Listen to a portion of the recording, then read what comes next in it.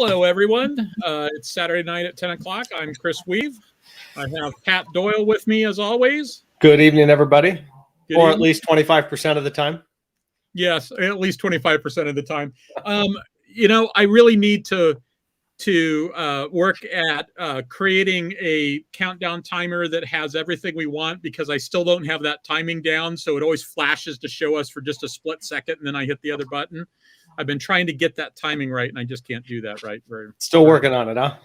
Still working on it. So, but let's see. What I have this feeling like I'm supposed to be saying something right now. If only I could remember, if only there was a banner on the bottom of the screen that could remind me about what I'm supposed to be saying at this point. So, do you speak for an employer of yours? No, not at all. Have you ever? No, no. Well, yeah, but not when talking about starships. Not when talking about science fiction. I don't. Yes, exactly. Occasionally I do speak for my employer. I have had jobs where I was like the official representative of my employer. Oh, where I got to be kind of like as though you were walking around in public in a uniform or something. No, I mean like my title was head of delegation. Head of delegation. U.S. head of delegation. Oh, okay, all right. I was like, you're in charge of giving other people jobs. No. I was in charge of all the Americans, which mostly involved counting noses on the bus to make sure that we didn't leave a man behind.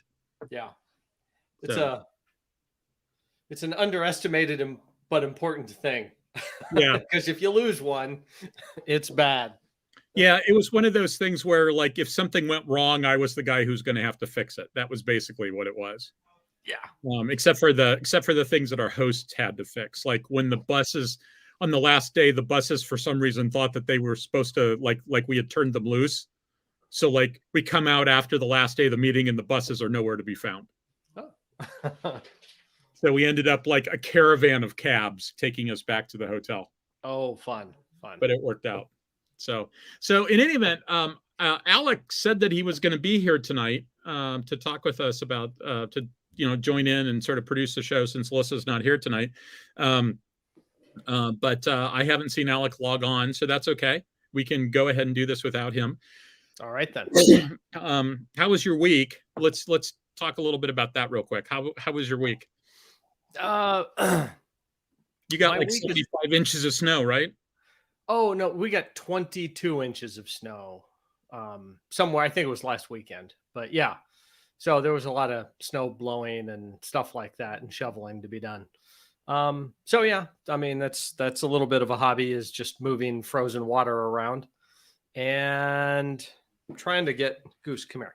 Trying to get somebody in the camera shot here. There he is. That's not really what I intended. Okay, buddy, you can get down now. You have said hello. There we go. All right. That's fantastic. That is fantastic. I'm glad to see him. I am very glad to see him. So, yeah, it's been quiet at my place since Buddy left. Yeah. But, yeah, this is not the. It was an okay week, but yesterday was my mom's birthday, and you may recall she died back in April. Yeah. So the beginning of all the shit this year. So we'll see. We still got a couple of weeks left. So. Plenty of time. Year's not over yet. Year's not over yet. Not gonna count this one over until all the time zones are on the new year. Yeah. Yeah, fall records of 2020 and 2021 are burned. That probably we're not missing much. Yeah. Yeah, so that's very much the case. So let's see. Last week we talked about building a navy, and we decided that it made sense to come back and sort of go through and talk about it in Star Trek terms. Yeah, absolutely. Yeah, and so I'm going to pull up the chart that we had last week, but I've also got a couple of other things prepped up to talk about at various times, because, basically for a large chunk of this, not for everything, but for a large chunk of this, we've been doing all these boxes one at a time. Mm-hmm. Oh yeah. In fact, I think we could do a more formalized. I mean, I sort of look at this and I realized earlier today when I was looking at this chart, this is the table of contents of a book. Yeah. And I was talking with somebody. Who was I talking with? I can't remember now. Oh, Andy. I think it was Andy. Yeah, someone you hardly ever speak to. Yeah. I think it was part of that conversation that we had. Like when you were trying to get on or something like that. He and I talked about. I think it was him and I talked about the idea that we could do. No, actually, it was my friend Pete. About how we could go through and interview people about how they handle the various boxes, and then sort of have like, okay, so John Henry handles it this way. Here comes Alec, or at least his webcam. John Henry would handle it this way, and Star Trek handles it this way, and Tom Mays handles it this way, et cetera, et cetera. All right, let me see if I can add Alec to the stream. That is not the sign of success. I'm not seeing that as a sign of success. Are you? Usually an X is not a good sign. All right, so I'm going to take him out of the stream and let him do what he's probably frantically unplugging and plugging in cables and doing stuff like that right now. So, okay, so we should probably just. My guess is just start at the left and go through them again and just talk about them in Star Trek terms, right? Sure. Sounds good. So let's see. Strategic assumptions. I do want to preface with one comment. Well, two comments. One is that I still have this cough, so I'm going to pop a Ricola. And if I start coughing, I'll just mute myself, and then it's all up to you, Pat. The second thing I'd like to say is it's important to remember that the corpus of the Star Trek work from like Enterprise to the end of the TNG movies is about 250 years. It's like 248 years to get to Picard, to get to like the first season of Picard. Yeah, I think that's about right. And so a lot of this stuff changes over the course of that 250 years. Yeah, so the time period would be important, I guess, at this point. So we can talk about how things change over time, but it's clear that things do change over time. Like from Enterprise to, I think the biggest changes are from Enterprise to TOS to TNG, where you have a couple of just total reworkings of the security environment. Mm-hmm. So I guess that's the place to start. You start off with humanity sort of going out to the start, not really understanding what's there. And then by the time of, but it's a weird kind of not understanding what's there, because on the one hand, you're sort of told, oh yeah, we're not really out there doing this stuff yet. But then like Mayweather's family and all the other freighter captains seem to be all over the place. You remember that? Yeah, but they were, what, months or years on any particular run. So they're running around it. And I think they were running around at Warp 2. Yeah, they were. Or actually, Warp 2 might have been a little fast at that point. Yeah, they were taking a lot of time to get there. So, but I think it's interesting that because one of the things that I think is important that people understand is that Star Trek is like what you have from the original series on, or even from Enterprise on, of going and discovering something totally new, is not really how it works, with the exception of a few things like, when Columbus discovered the New World, that was new for a large chunk of people. But, you get the closer you get to people, the more you find out about them. Like the Romans may not have a really good idea about what the Chinese were up to, but the Romans knew the people to to the east, and they knew the people to the east, and they knew the people to the east, and you go down far enough, and somebody knew who the Chinese were, right?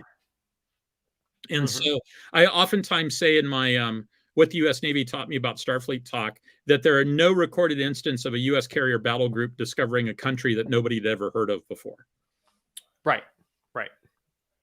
So it's really, that makes the security environment piece in Star Trek to be dramatically different, because they are going out and discovering, like, oh, I don't know, the Gorn or the Tholians. It's like, oh my God, there's a potential superpower right next door, and we didn't know. Yeah. That's a much different environment than anything that a terrestrial power ever had to deal with. Yes. So,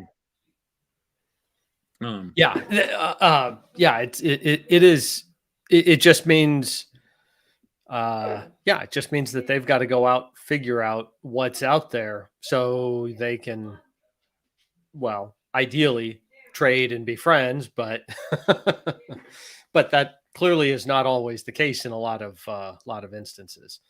So. Yeah, and it one of the things that I always find surprising is, because that environment is one where there's the potential that they could the fact that they hadn't discovered something like the Borg a lot sooner, it always strikes me like, if I were Starfleet, I'd probably be making the argument that we needed to have a pretty deep reserve, and we needed to have a pretty expansive R&D program, because who knows what's out there. Yeah. Well, I from what I can tell, the Federation was generally ahead technologically than any one opposing power that they met, up to the point they ran into the Borg. Yeah, and I guess it's probably, to go back to the statement that I made earlier, in the original series era, you're much more likely to go and discover something you've never discovered before. By the time TNG rolls around, you're really kind of talking about, like, oh, a planet here, a planet there. Well, they were still going out, and they had faster ships, so faster, longer range, bigger ships. They could go out further and push the boundary more. But the Klingons and the Romulans and the Gorns and the Tholians, their local community was certainly a known quantity. But if you look at the star charts and the map on star charts and stuff, I mean, the Federation's this multi-tentacled thing. It's not like, a nice clean sphere. No, it's not. With the Klingons Klingon border conveniently rounded against them, and the Romulan border conveniently rounded right against that nice little sphere. It's not like that. It's just just this hodgepodge of, oh, we'll go over here because there's no one there, and start exploring and doing colonies and stuff. So, but you may recall, I used to, you know what? I just realized something. I never actually did what I said I was going to do, which was add it to the stream. All right, now I did it. You and I have had conversations along with Andy where I've expressed the opinion, I believe I've said this, because I certainly think this, that the biggest unanswered question in the Star Trek universe is the mapping piece of it. Because we have about 2 or 3 maps, all of which appear to be about the same canonicity, and they're all 2-dimensional, so we know they're all wrong. Well, we don't have holographic star charts yet for that we can go to Barnes and Noble and buy. I understand why they're wrong, right? But that doesn't mean that they're not wrong. Sure. So I think like in playing science fiction space combat games, I've got no problem with saying, like, look, let's just do this in 2 dimensions. The 3rd dimension doesn't usually get you enough to warrant it. It's still a tactically interesting game to do it in 2 dimensions. Yeah. When you start talking about the big picture strategy of all that, I'm not sure that it works quite the same way. So I would love to see a 3-dimensional star chart. Yeah. I've played Sword of the Stars, and that had a three-dimensional map, and I found that to not lose track of where everything was, I had to orient the map and just leave it oriented that way. That was just me. Different people, and or if I rotated it, I'd rotate it very carefully so I could rotate it back to the orientation I got used to. So without having this actual 3D thing at my game that I'm playing, and I'm just moving this around and looking around over here and looking up there, having it displayed on a 2-dimensional surface is, I don't know, limited value. I could probably think of a better phrase for it, but, or invites confusion. You could maybe have cuts. Yeah. Something. There's got to be some way that we can do it. I mean, we don't try to show all the deck plans right on top of each other, right? We do it by deck. Yeah, right. Absolutely. You could do it like that. You could do it like that. All right. So fiscal environment. What does fiscal environment mean when you're dealing with a polity that doesn't have money? It's resource allocation. But do we ever get a really good idea about how resource allocation works at the governmental level in the Federation? No. Let's see here. However, 13.1 in here of the good book, they do talk about people being like the most important resource, which in the book here they're talking about on a starship. But that level of, since technology is not really the stumbling block, the having people with the trained expertise and the right number of them to, your limiting factor on building a ship might just be the expertise available to get the ship up and running. And, assuming you can, melt down asteroids and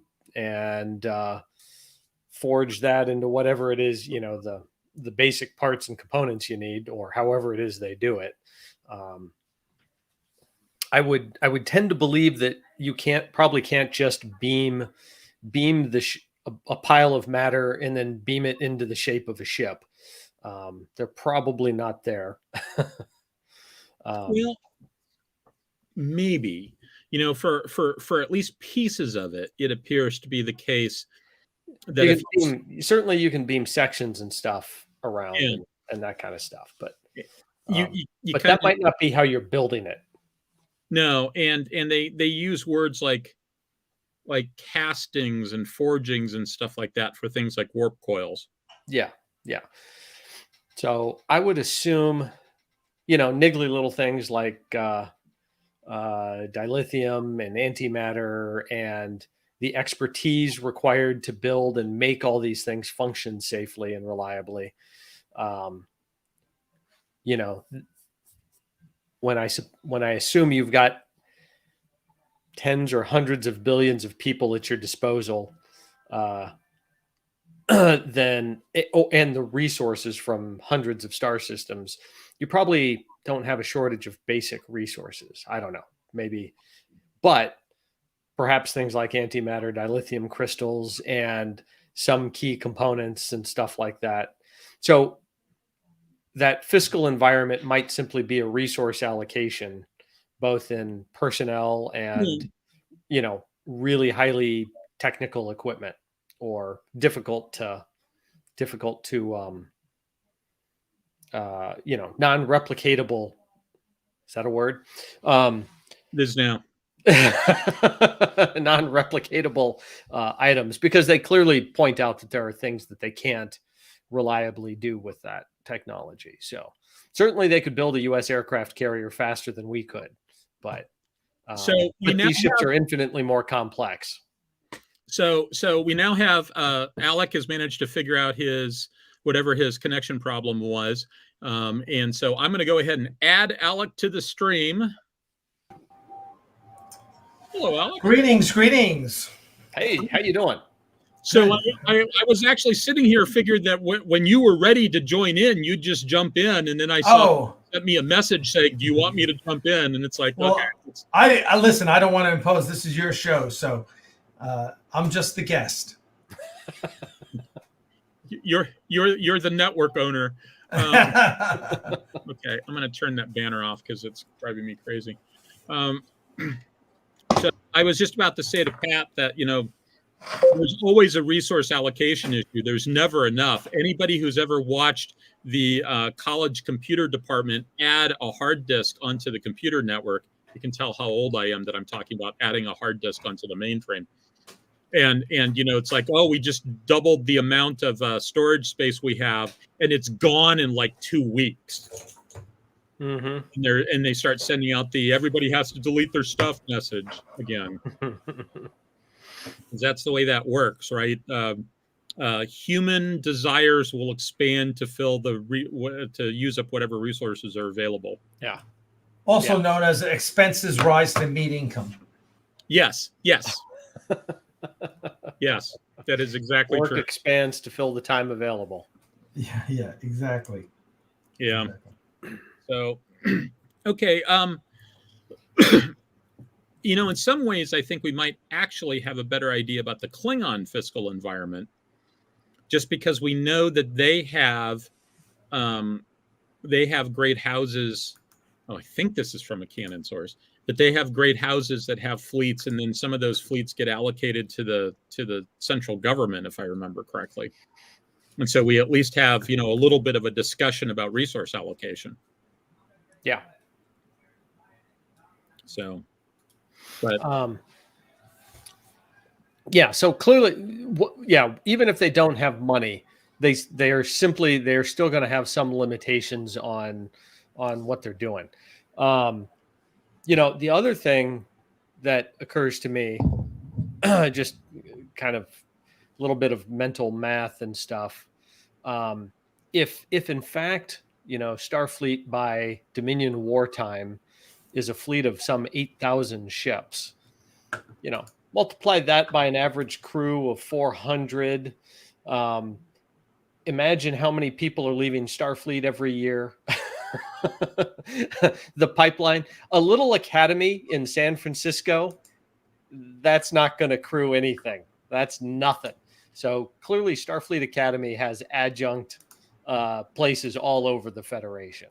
There's no way you don't have essentially ROTC units out there doing that. Yeah. And that's just for the officers.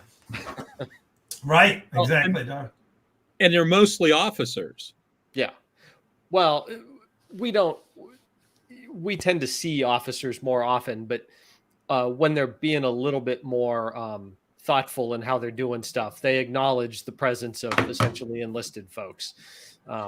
It took him until DS9 I guess O'Brien was introduced in Next Generation. And there was the drumhead where they were talking to a crewman, just young kid who they explained didn't want to go to Starfleet Academy. So presumably most of the crew. It's just the main characters are the senior officers.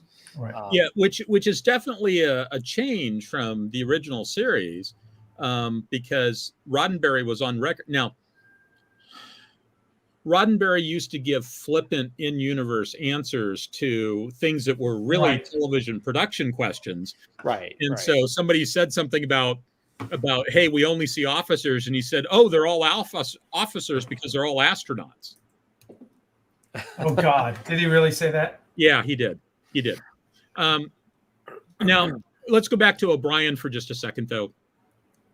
I actually will never use O'Brien's rank as an argument in favor of anything because they were so inconsistent. The uniform changed over time. The uniform insignia just seemed to be sort of random. Sometimes he was an ensign, sometimes he was a JG, right? The collar. They finally got it right in DS9, or they finally settled on something. Right. Yeah. Well, and the other thing is they never really explained what chief meant. Right. Was he a chief warrant officer? Or was he a chief petty officer? Right. I think he was a warrant. No, they never used the word warrant. But they And didn't there's- use the word petty officer either. But while you're arguing about this, let me say that the single most problematic thing ever said in Star Trek, and I will buy the Borg or the Iconians or the Metrions. I'll buy it all. I will not buy that there's no money in the Federation. That was such, I don't know who put that line in First Contact, but it was such utter bullshit. It was like, oh, we're going to give this ode to Gene because he would have liked it. But it just totally fucked up the whole universe. There's no universe that doesn't have money. I am sorry. That is not the way civilization works. Now, you may have a 90% taxation rate, or you may have everyone gets it all goes into a pot and everyone gets everything. But there is money. There has to be. Civilization requires money. I'm sure that's a whole nother topic that more qualified people than me can have. But anyway, that's my rant for today. Yeah. Well, okay. So in Deep Space Nine, obviously they've got Latinum, and the Starfleet people have their own Latinum accounts or whatever, a little pile of Latinum in their rooms where they can go buy trinkets, and because it's used outside. But the other one is Star Trek 3, money you name, right? Money I got, yeah. Exactly. Now, and like those. There also is the fundamental challenge that I think Chris pointed out a few months ago, is that in a universe where you have matter replicators that can replicate anything except Latinum, I guess, that money is incredibly devalued, right? If basically I got a machine and all I need to do is press a button and I get anything I want, I guess I really don't need money to a certain extent. Right? It could be they no longer have cash or coins. I got news for you. I don't have cash or coins. Yeah, well, I know I'd be hard pressed to find some myself in my house, but I keep a stack of ones in my car just for Actually, for some reason, I have a little stack of ones right here. I don't even know why. Probably been sitting there for months. I think they were found in laundry over time and have just left them there. So, I think Picard says something about not having money in that episode where didn't they rescue some people that were in cold sleep or something? Yeah. And Picard, it was part of the. Oh yeah. We spend all of our time bettering ourselves. Right. Yes. Yeah.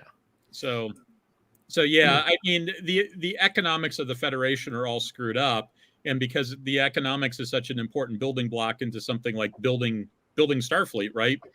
I don't understand how it works. Yeah. I do think, though, a couple people have written books about the subject. Yeah, and which I own but haven't read yet. Yeah, how many times have you heard me say I own but I haven't read? There's another piece of it, though. Like, you do have some things that are going to naturally limit, that are naturally going to be resource limitations, right? We talked about antimatter as one of them, right? It's going to be energy things, because antimatter is a fuel. It's not an energy source. It's an energy storage mechanism, right? Because you have to create it, and you don't get more than you put in energy-wise, right? That's why petroleum works so well, is that the petroleum refining process does not take nearly as much energy as you get from petroleum. And so as a result, that works out okay, but there's nothing to indicate that that's true in terms of them producing antimatter. So from that standpoint, if nothing else, you need big solar power collectors, or you need fusion reactors, because you can do that with hydrogen, right? You can get out more than you put in. You need fusion reactors to create your antimatter. So, when push comes to shove, there's going to be energy limitations on stuff. And they talk about that in terms of replicators, because they talk in particular. I made the comment about a year ago, I think, that it's reading the next gen tech manual very, very closely while trying to ignore what you think about a particular topic is very, very fruitful. Because if you read the section on replicators, they don't work the way that the one sentence explanation that everybody uses for replicators says that they work. You know, everybody sort of says, "Oh, it's just like a transporter. You're just sort of beaming the stuff in." Whereas it specifically talks about it matters what you're replicating and what you start off with, and the same thing is true for transporters. So there's some things take more energy than others, which is why they sort of start with that for the food replicators, they start with that feedstock stuff because they only have to tweak it a little bit. Oh, yeah, that's very interesting. Yeah. And, By the way, and as an aside, I just want to make an aside because people mentioned that why can't you just replicate gold pressed latinum? And my point on that is gold pressed latinum is not a substance; it's a currency. Yeah. I think there's actually something in it that says that it's got some weird molecular structure. So I have no idea what it's made of, but it's a gold bar. Inside the gold bar is a liquid that's latinum, because they talked about little droppers of latinum. There's the episode in DS9 with Morn. And the liquid part can't be replicated, if I remember correctly. Yeah, that I don't know. I don't know one way or the other, but that would seem logical. Yeah, the gold, it's like, what? All these bars of worthless gold. What the hell? Yeah. And so, but my sort of headcanon for how replicators work, like if you want to replicate some complicated machinery, the least energy intensive way to do it is going to be you have a pile of the if you're building an engine block that's like some sort of aluminum alloy, you have the molecules, you have the metals and stuff that you're going to put into the alloy just there as piles, and that's what you use as the feedstock for the replicator. When you sort of beam it over, you're starting with the stuff and you're just rearranging it. You're not creating it out of whole cloth or creating it out of atoms. You're not transmuting anything. Mm-hmm. And so if that's the case, then if something's incredibly rare, that's why you don't replicate dilithium, right? You need the dilithium to get dilithium. Now later on, by next gen, they're able to synthesize it, but that's why Kirk couldn't just replicate it. Yeah. So at least that's how I've kind of put it together based upon the canon sources and stuff. Mm-hmm. So, okay, let's talk about strategic goals. Oh, yeah. Well, and one other thing. So like you're talking about energy being the limitation. I kind of always assumed that, why do you have shuttles for people to fly around Earth and stuff when you could beam everybody? I suspect it's a very energy intensive thing. And so if you can't transport the population of the planet around, it appears that by Picard's time, that's a little more free, but in Kirk's time, there's still some limitations. Otherwise, they would always just beam to the Enterprise or beam wherever they need to go, because there's a significant power cost to transporting people around, probably like there is to replicating stuff. So, yeah, I sort of view transporters are like operating a fighter jet, right? Operating a fighter jet is something that costs thousands of dollars per hour. Yeah. You and I are not going to pay that. We're not going to do that. Yeah. It's military essentially, military hardware. Yeah. It's big organizations have the ability to do that stuff. And, if I want to rent a helicopter, I can do it. I'm not going to do it every day. No, but I may work for, when I went to sea, I would fly out to aircraft carriers. I didn't do that on helicopters very much. Usually it was on the COD, carrier onboard delivery. But I can rent an airplane. I can rent a pilot. I can just we're cheap. It's the plane that's expensive. Yeah. But I couldn't do that for my daily commute. No. But there are people that commute by airplane because their employer pays for it. Yeah, I used to do that. Yeah. So actually, up until 3 years ago, I used to do that. So, and last December and January, I did that to Detroit. So that's where I went to go to work. So, Looks Sorry. like Alice's. If I can contribute anything to this conversation, how about I contribute that we move it along? Yep. Because I was just going to go to strategic goals. So there you go. It's interesting watching how the strategic goals sort of change over time as the strategic environment changes over time, which is how this chart works, right? You start at the left, you go to the right, and you'll notice how when I put the brackets in there, I tried to get sort of the idea that it goes in both directions, right?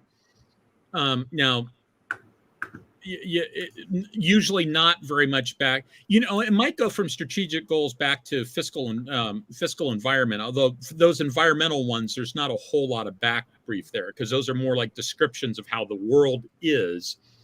But for everything else on this, if you decide that you need to be able to do something and then you don't allocate, you don't have the manpower to do it, you need to go back and rethink an earlier step in it.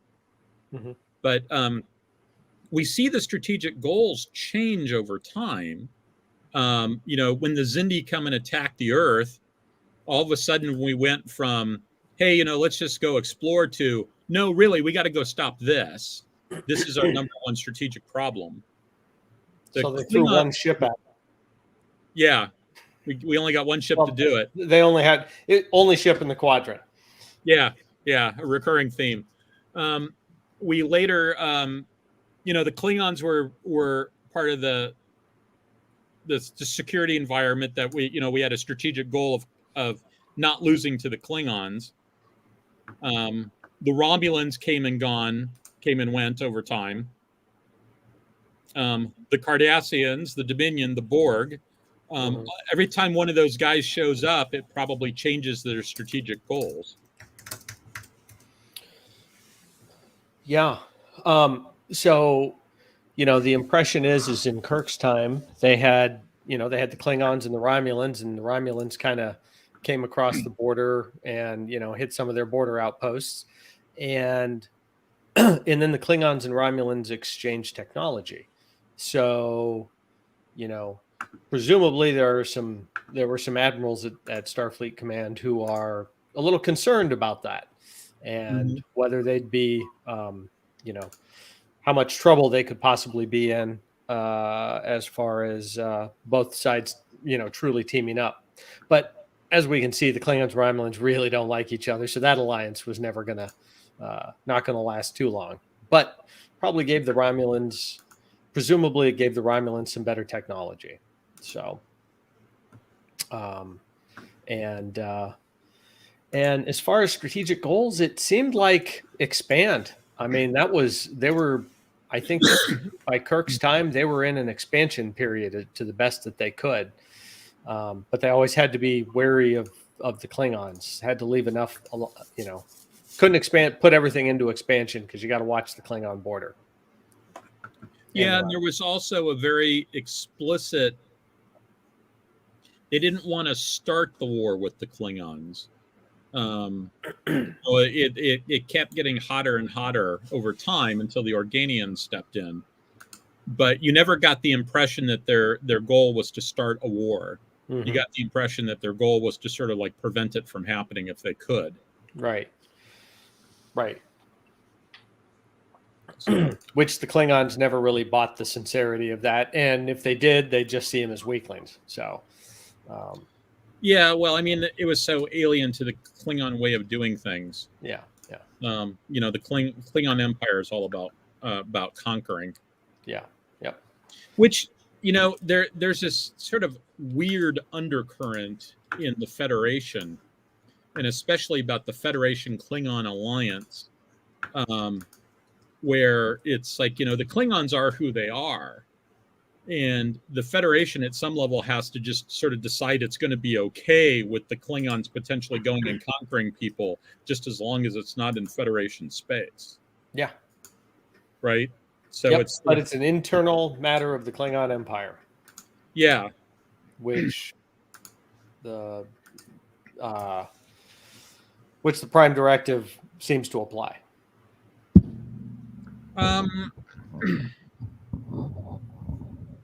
I can't remember off the top of my head whether the prime directive is only says non-interference in foreign affairs, or it just says non-interference for non-warp capable. Yeah, I think we could probably find evidence to support either argument, and both probably in the same episode. Yeah. The one I don't remember, or either that or I keep forgetting is the prime directive a Starfleet thing, or is it a Federation law? Is it I think it's law, because Picard says it's our highest law. So if we take that literally, he could still be talking about, Starfleet policy, I guess.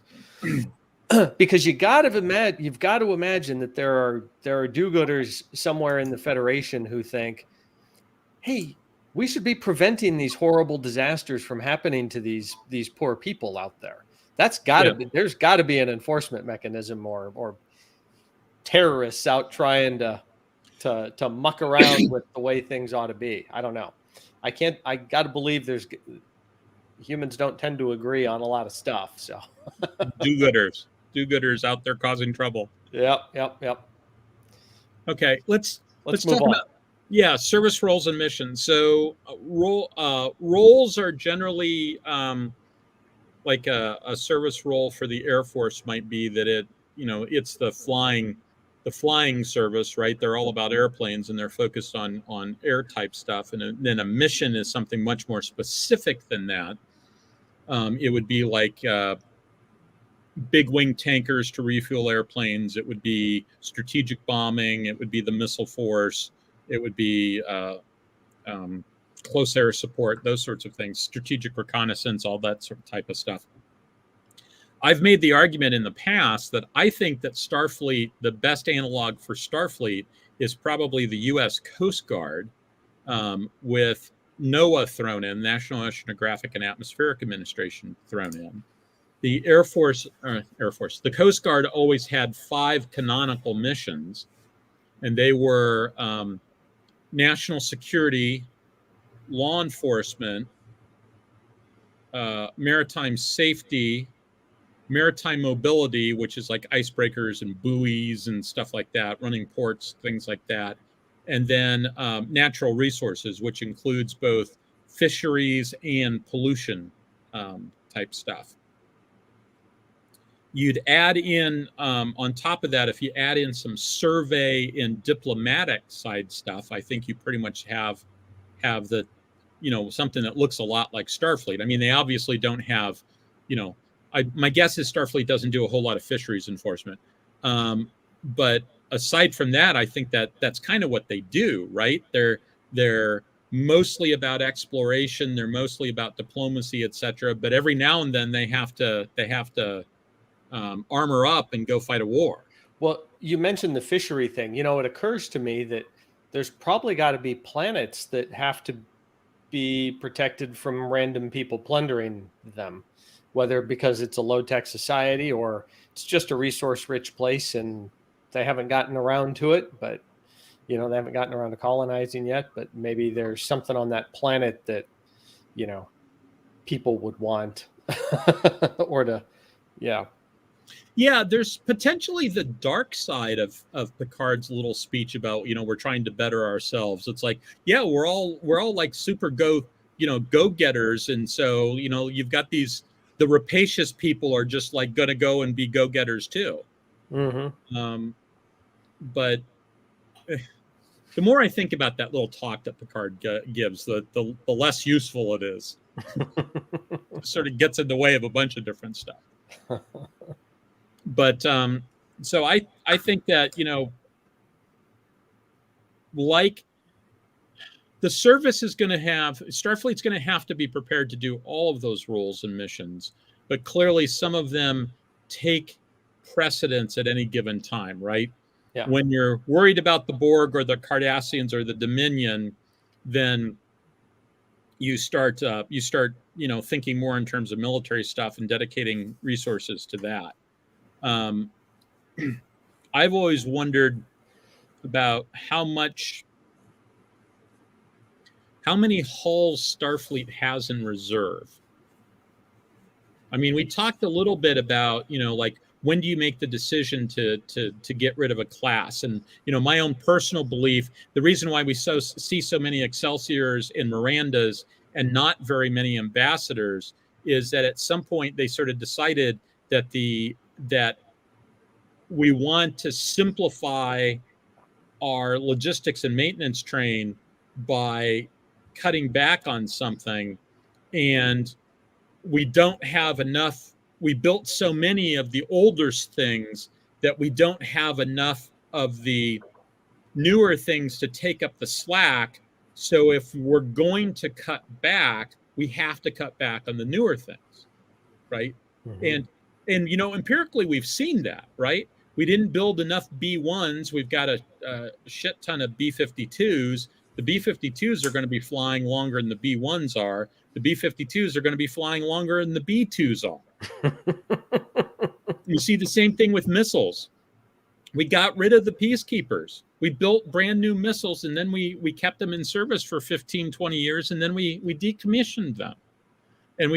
But we kept the Minuteman fleet, the Minuteman force in place in part, I think, because, we were going to keep Minuteman. The question is, did we want to keep them both? And the answer was no, we didn't want to keep them both.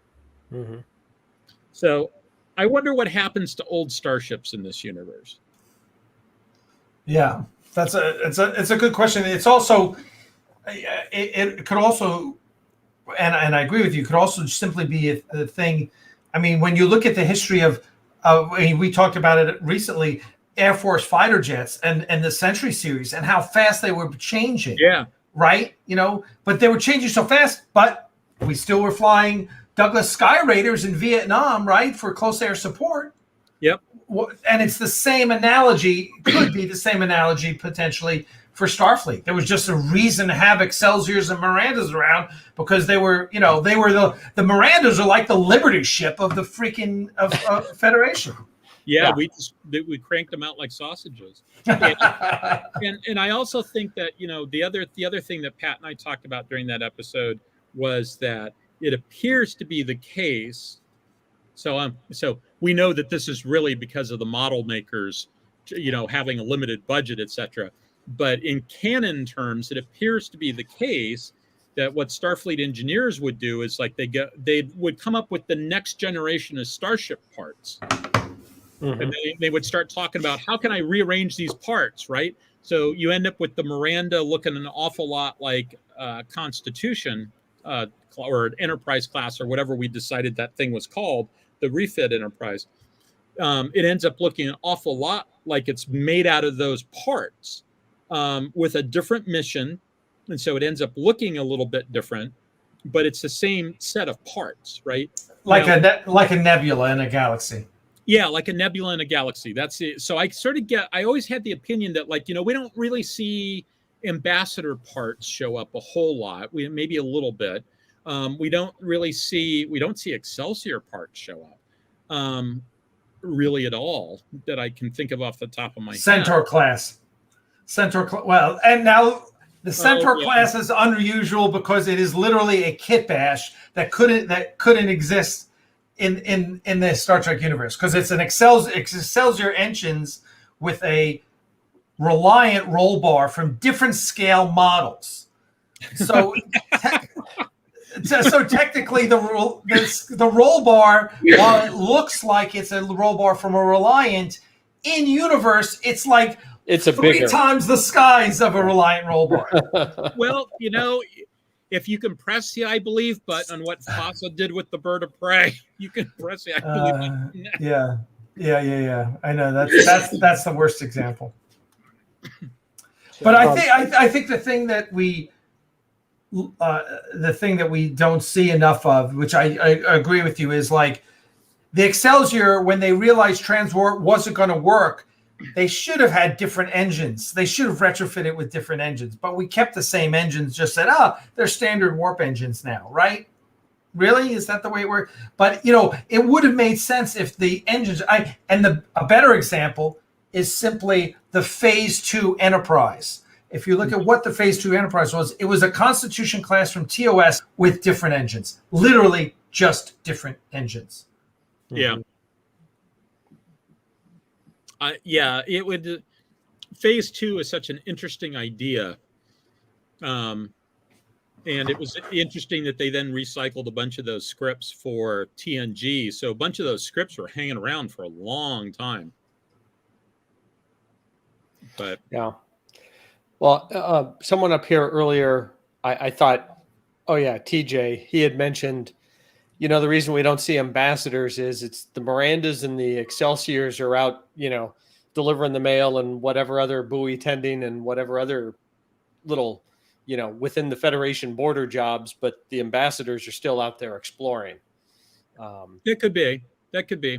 You know, it is a bigger ship, so probably you know, better facilities, and the Galaxy class is the next, obviously the next generation of those ships. So yeah, and there's always the possibility that they did something like, you know, if you've got the way the U.S. Navy will do it is if you've got 4 of a particular submarine or 3 of a particular submarine, and only 3 of them, you put them all at the same home port.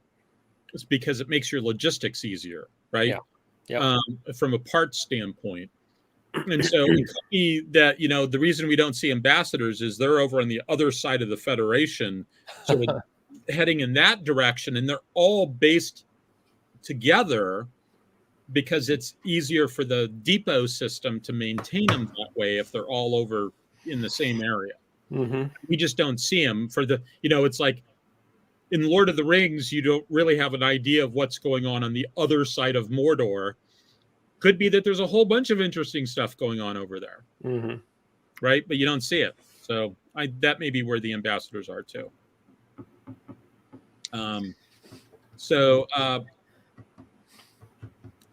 Let's see, where are we? So posture, I guess posture would go towards the security environment in a lot of ways, right? Yeah. Link back to that. Yeah, I mean, presumably there's a good portion of the Federation or of Starfleet just dedicated to patrolling the borders and making sure, you know, someone to sound the alarm in case the Klingons come screaming across the border or something like that, or the Romulans.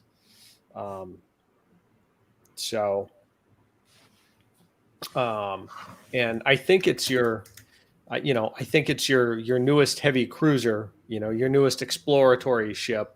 Those are the people out doing the seek new life and new civilization part. But I think a good portion of it is just there maintaining and protecting the Federation. So, yeah, I think you're right on that. And actually, I mean, I'll use a Discovery example. In that particular case, Enterprise was out on a deep exploration mission, and they weren't even recalled for the war. You know, so Enterprise Enterprise pretty much avoided the war with the Klingons. So, yeah, and you know, there was an explanation for that. Yeah, if we lose the war, we at least want the best people to survive. Yeah, I remember it being something like that. Yeah. So, okay. Well, let's see. Did we do fleet con-ops? No, we're down to about 5 minutes. So, go ahead.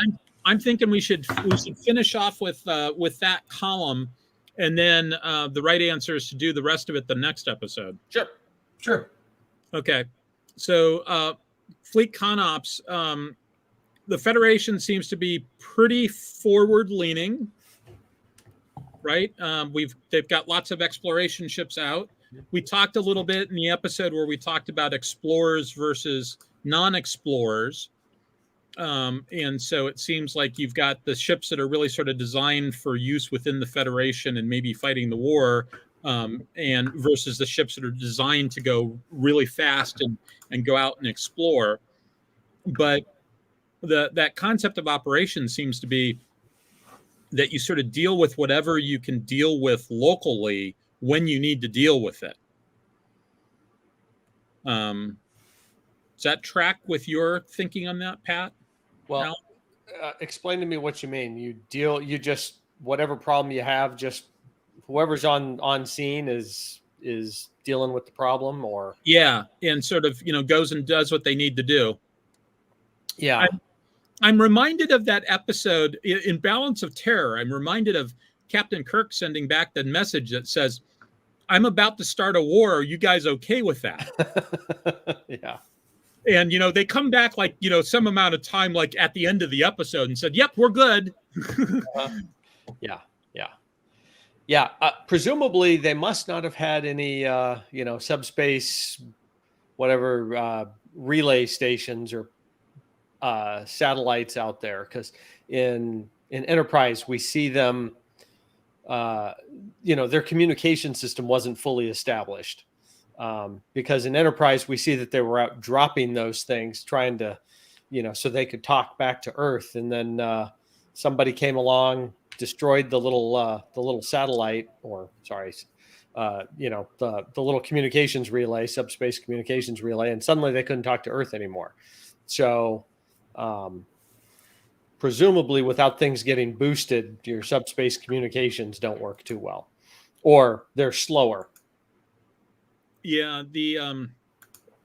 that's the best. That's the only way to make sense of the fact that they communicated. Communications only move at the speed necessary for the plot. Yeah, and you see that in the original series.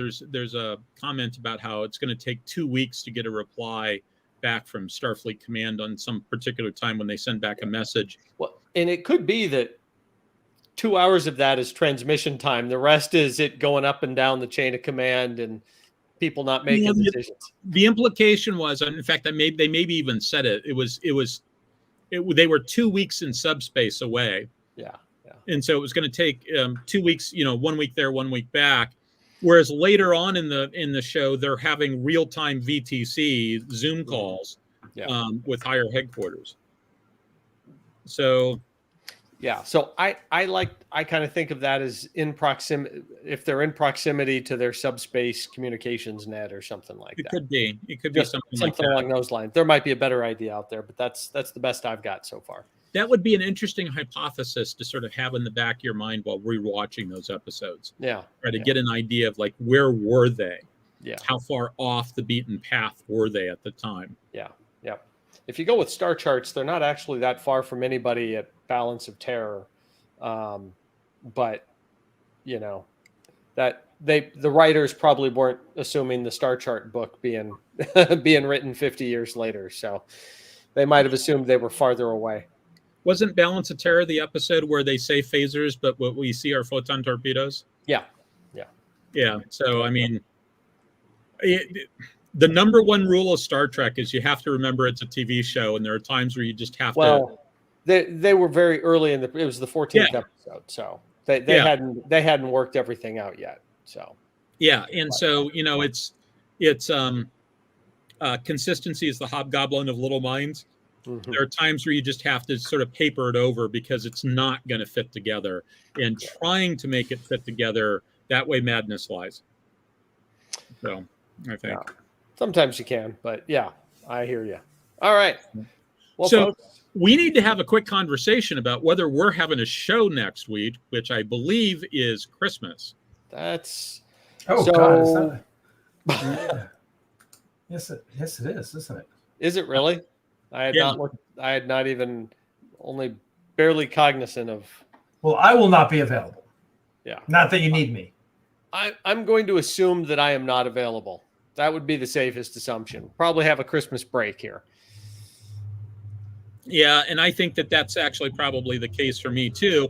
And I know that I'm not available the week after that because, of course, that's New Year's Day.